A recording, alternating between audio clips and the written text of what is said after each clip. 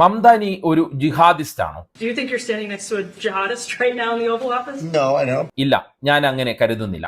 You say things sometimes in a campaign. പ്രചാരണത്തിനിടെ നിങ്ങൾ ചിലപ്പോൾ പല കാര്യങ്ങളും പറയും. Are you affirming that you think President Trump is a fascist? ട്രംപിനെ നിങ്ങൾ ഇപ്പോഴും ഫാസിസ്റ്റ് എന്ന് വിളിക്കുന്നുണ്ടോ? I've spoken about. That's okay. You can just say yes. Okay. Okay എന്ന് തന്നെ നിങ്ങൾ പറഞ്ഞോളൂ. Okay. That's easier.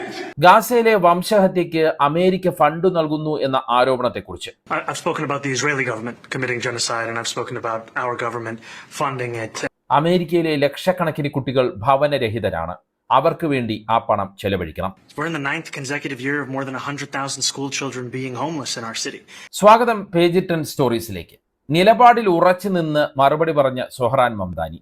പറഞ്ഞതെല്ലാം വിഴുങ്ങി മംദാനിയെ അഭിനന്ദനം കൊണ്ട് മൂടിയ ട്രംപ്. വൈറ്റ് ഹൗസിലെ ഇരുവരുടെയും കൂടിക്കാഴ്ചയിൽ കണ്ടത് അതാണ്. എല്ലാത്തിനും കൃത്യമായ ഉത്തരമാണ് മംദാനി നൽകിയത്. ചർച്ചയിൽ ന്യൂയോർക്കിന്റെ ആവശ്യങ്ങളിലാണ് താൻ ശ്രദ്ധ കേന്ദ്രീകരിച്ചതെന്നും മംദാനി പറഞ്ഞു. അതേസമയം വളരെ മികച്ചതും ഫലപ്രദവുമായ കൂടിക്കാഴ്ചയാണ് നടന്നത് എന്നാണ് ട്രംപിന്റെ പ്രതികരണം. മംദാനി മികച്ച മേയർ ആയിരിക്കുമെന്നും ട്രംപ് കൂട്ടിച്ചേർത്തു. കമ്മ്യൂണിസ്റ്റ് മേയർ ന്യൂയോർക്കിനെ തകർക്കുമെന്ന് പറഞ്ഞ ട്രംപാണ് മംദാനിയെ കണ്ട ശേഷം നിലപാട് മാറ്റിയിരിക്കുന്നത്. മംദാനിയെ കമ്മ്യൂണിസ്റ്റ് എന്ന് വിളിച്ചതിനും റിപ്പബ്ലിക്കൻ പാർട്ടിക്കാർ മംദാനിയെ ജിഹാദിസ്റ്റ് എന്ന് വിളിച്ചതിനുമെല്ലാം ട്രംപ് കൃത്യമായ ഉത്തരം പറഞ്ഞു. ഇരുവരുടെയും സംയുക്ത വാർത്താ സമ്മേളനത്തിലെ പ്രസക്തമായ മറുപടികൾ ഉൾപ്പെടുത്തിയുള്ളതാണ് ഈ വീഡിയോ. അതിലേക്ക് പോകാം. ആദ്യ ചോദ്യം തന്നെ ട്രംപ് മംദാനിയെ കമ്മ്യൂണിസ്റ്റ് എന്ന് വിളിച്ചതിനെ കുറിച്ചായിരുന്നു. ഒപ്പം നെതന്യാഹു ന്യൂയോർക്ക് സന്ദർശിച്ചാൽ അദ്ദേഹത്തെ അറസ്റ്റ് ചെയ്യുന്നതിൽ നിന്ന് തടയാൻ താങ്കൾ എന്തെങ്കിലും ചെയ്യുമോ എന്നായിരുന്നു. അതിന് ട്രംപിന്റെ ഉത്തരം ഇങ്ങനെയായിരുന്നു: നിങ്ങളുടെ ചോദ്യത്തിന്റെ രണ്ടാമത്തെ ഭാഗം, അതായത് നെതന്യാഹുവിനെ കുറിച്ചുള്ളത് ഞങ്ങൾ ചർച്ച ചെയ്തതേയില്ല. നിങ്ങളുടെ ചോദ്യത്തിന്റെ ആദ്യ ഭാഗത്തെക്കുറിച്ച് പറയാം. മംദാനിക്ക് ചില കാഴ്ചപ്പാടുകളുണ്ട്.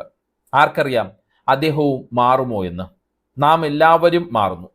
ഞാൻ ഒരുപാട് മാറി. ഞാൻ ആദ്യമായി അധികാരത്തിൽ വന്നതിന് ശേഷം ഒരുപാട് മാറി. എന്നാൽ അദ്ദേഹത്തിന് വളരെ മികച്ച രീതിയിൽ ജോലി ചെയ്യാൻ കഴിയുമെന്ന് എനിക്ക് ആത്മവിശ്വാസമുണ്ട്. അദ്ദേഹം ചില യാഥാസ്ഥിതികരെയും ചില ലിബറൽ ആളുകളെയും അത്ഭുതപ്പെടുത്തുമെന്നാണ് ഞാൻ കരുതുന്നത്. മംദാനിയോടുള്ള ഒരു ശ്രദ്ധേയമായ ചോദ്യം ഇതായിരുന്നു: കുറച്ച് ദിവസങ്ങൾക്ക് മുമ്പ് നിങ്ങൾ പ്രസിഡന്റ് ട്രംപിനെ രാജ്യത്തെ ഒറ്റിക്കൊടുത്ത ഏകാധിപതി എന്ന് വിശേഷിപ്പിക്കുകയും അത് അദ്ദേഹത്തിന്റെ ഏറ്റവും വലിയ പേടി സ്വപ്നമായിരിക്കുമെന്ന് പറയുകയും ട്രംപിന് ഫാസിസ്റ്റ് അജണ്ടയുണ്ടെന്ന് ആരോപിക്കുകയും ചെയ്തിരുന്നു. ഇപ്പോഴും ഇത് തന്നെയാണോ നിങ്ങളുടെ നിലപാട്? അതിന് മംദാനിയുടെ ഉത്തരം ഇങ്ങനെയായിരുന്നു: പ്രസിഡന്റ് ട്രംപിനും എനിക്കും നിലപാടുകളെക്കുറിച്ചും കാഴ്ചപ്പാടുകളെക്കുറിച്ചും വളരെ വ്യക്തമായ ധാരണകളാണ് ഉള്ളത്. കൂടിക്കാഴ്ചയിൽ ഞങ്ങൾ ശ്രദ്ധ കേന്ദ്രീകരിച്ചത് വിയോജിപ്പുള്ള വിഷയങ്ങളിലല്ല, മറിച്ച് ന്യൂയോർക്കുകാർക്ക് സേവനം നൽകുന്നതിലുള്ള പൊതു ലക്ഷ്യത്തിലാണ്. ജീവിത ചെലവ് പ്രതിസന്ധിയിൽ ബുദ്ധിമുട്ടുന്ന 85 ലക്ഷം ആളുകളുടെ ജീവിതത്തിൽ മാറ്റം വരുത്താൻ കഴിയണം. 4-1 പേർ ദാരിദ്ര്യത്തിലാണ് ജീവിക്കുന്നത്. ന്യൂയോർക്കുകാരെ കഷ്ടപ്പാടിൽ നിന്ന് കരകയറ്റാനും നല്ല രീതിയിൽ ജീവിക്കാൻ കഴിയുന്ന നഗരം അവർക്ക് നൽകുന്നതിനും എന്തൊക്കെ ചെയ്യാൻ കഴിയുമെന്ന് ഞങ്ങൾ വീണ്ടും വീണ്ടും ചർച്ച ചെയ്തു. ഇത്രയും മംദാനി പറഞ്ഞപ്പോഴേക്കും ട്രംപ് ഇടപെട്ടു. എന്നെ ഒരു ഏകാധിപതിയേക്കാൾ മോശമായ വാക്കുകൾ ഉപയോഗിച്ച് പലരും വിളിച്ചിട്ടുണ്ട്. അതുകൊണ്ട് തന്നെ ഇത് അത്ര അപമാനകരമല്ല. പക്ഷേ ഞങ്ങൾ ഒരുമിച്ച് പ്രവർത്തിക്കാൻ തുടങ്ങിയ ശേഷം മംദാനിയുടെ മനസ്സ് മാറുമെന്ന് ഞാൻ കരുതുന്നു. നിങ്ങൾ ട്രംപിനെ ഇപ്പോഴും ഫാസിസ്റ്റ് എന്ന് വിളിക്കുന്നുണ്ടോ എന്നതായിരുന്നു മറ്റൊരു ചോദ്യം. അതിന് മംദാനി ഉത്തരം പറയാൻ തുടങ്ങുന്നതിനിടെ ട്രംപ് ഇടപെട്ടു. നിങ്ങൾ ഓക്കെ എന്ന് തന്നെ പറഞ്ഞോളൂ, അതാണ് എളുപ്പം എന്നായിരുന്നു ട്രംപിന്റെ ചിരിയോടെയുള്ള പ്രതികരണം. Are you affirming that you think President Trump is a fascist?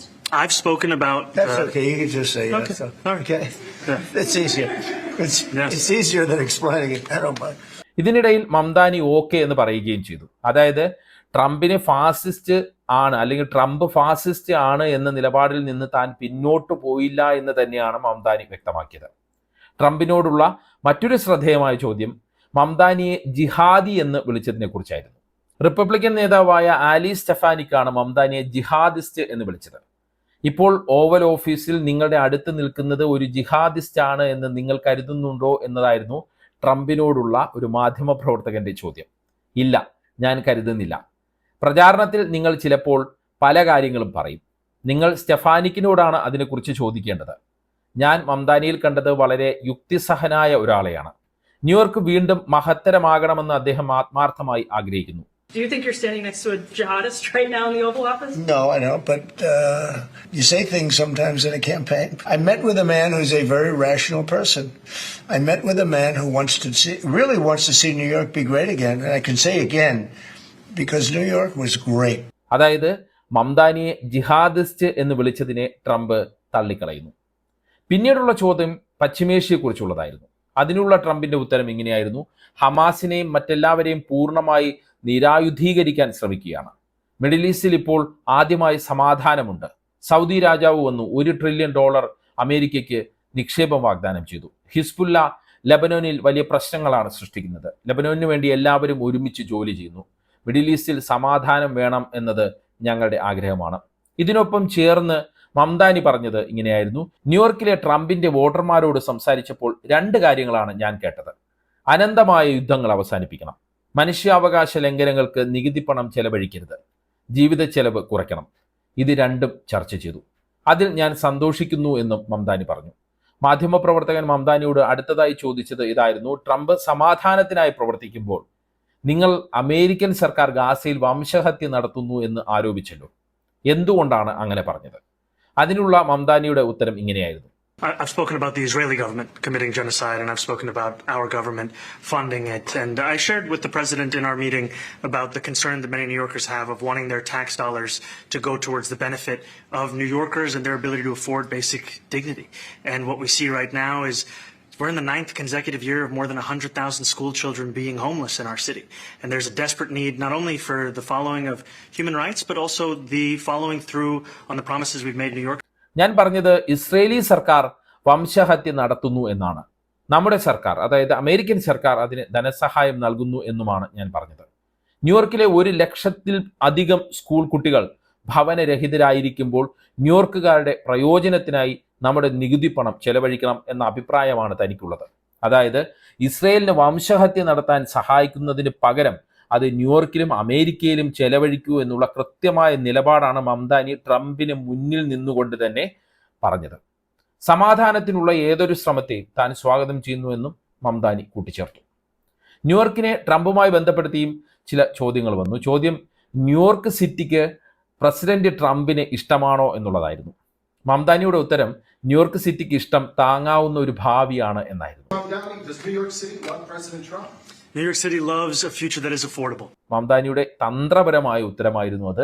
ജീവിത ചെലവിൽ ശ്രദ്ധ കേന്ദ്രീകരിച്ചതിനാൽ കഴിഞ്ഞ തെരഞ്ഞെടുപ്പിൽ കൂടുതൽ ന്യൂയോർക്കുകാർ ട്രംപിന് വോട്ട് ചെയ്തു എന്നും അതുകൊണ്ട് തന്നെ താങ്ങാവുന്ന ജീവിതം ഉറപ്പാക്കാൻ ഞങ്ങൾ ഒരുമിച്ച് പ്രവർത്തിക്കുമെന്നും മംദാനി ഇതിന് പിന്നാലെ കൂട്ടിച്ചേർത്തു.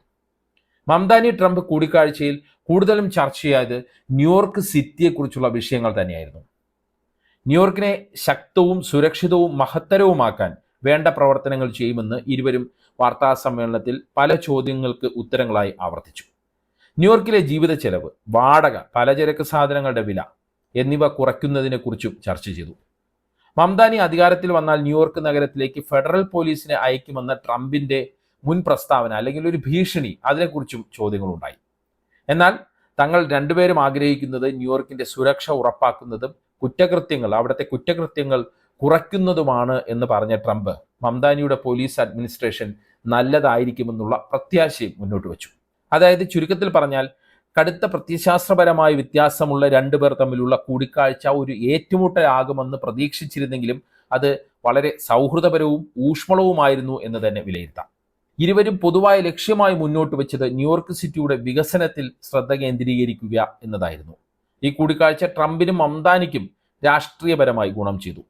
മംദാനിക്ക് വൈറ്റ് ഹൗസിലെത്തി പ്രസിഡന്റുമായി ചർച്ച നടത്തി ദേശീയ ശ്രദ്ധ അല്ലെങ്കിൽ ലോക ശ്രദ്ധ നേടാൻ കഴിഞ്ഞു. രാഷ്ട്രീയ എതിരാളികളെ പോലും സഹകരിപ്പിക്കാൻ താൻ തയ്യാറാണ് എന്ന് കാണിച്ച് തന്റെ പ്രതിച്ഛായ മെച്ചപ്പെടുത്താൻ ട്രംപിനും സാധിച്ചു. മംദാനിയെക്കുറിച്ചുള്ള മുൻ നിലപാടുകളിൽ നിന്നെല്ലാം പിന്നോട്ടു പോയ ട്രംപിനെയാണ് വാർത്താ സമ്മേളനത്തിൽ കണ്ടത്. ഞങ്ങൾ ഒരുപാട് കാര്യങ്ങളിൽ യോജിക്കുന്നുണ്ടെന്ന് ട്രംപ് പറയുകയും ചെയ്തു. ഇത് ട്രംപിന്റെ പതിവ് ശൈലിയിൽ നിന്നുള്ള വലിയൊരു മാറ്റമായാണ് നിരീക്ഷകർ വിലയിരുത്തുന്നത്. അതേസമയം മംദാനി തന്റെ മുൻ നിലപാടുകളിൽ ഉറച്ചു നിന്നുകൊണ്ട് തന്നെയാണ് കാര്യങ്ങൾ വിശദീകരിച്ചത്. എന്താണ് ഈ വിഷയത്തിൽ നിങ്ങളുടെ അഭിപ്രായം? കമന്റ് ചെയ്യുക. വാട്സപ്പിൽ പേജ് 10 സ്റ്റോറീസ് വീഡിയോകൾ കിട്ടാൻ കമന്റ് ബോക്സിലുള്ള ലിങ്കുകൾ ക്ലിക്ക് ചെയ്ത് വാട്സപ്പ് ചാനലിലോ അല്ലെങ്കിൽ ഗ്രൂപ്പിലോ അംഗമാകാം. നന്ദി, നമസ്കാരം.